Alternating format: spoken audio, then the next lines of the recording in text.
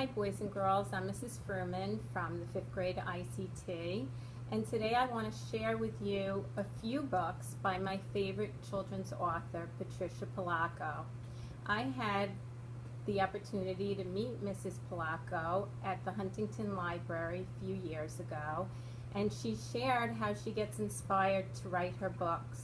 Most of her books are based on her own life stories. So for example, My Rotten Red-Headed Brother is the story of her growing up with her brother.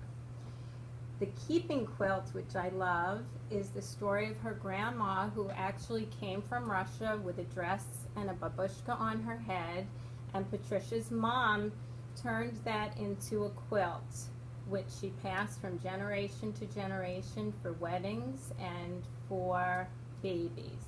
So that was very nice to read. And then my favorite is Thank You, Mr. Fokker.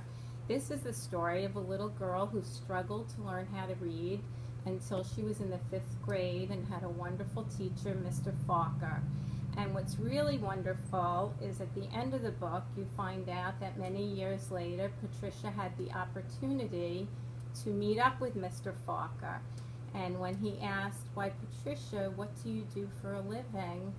she said, "Why, Mr. Fokker, I write books for children," because it is Patricia Polacco's own life story.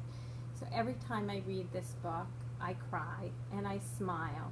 And I hope you will look in your classroom, whether you're in kindergarten or 5th grade, to see if you have a Patricia Polacco basket.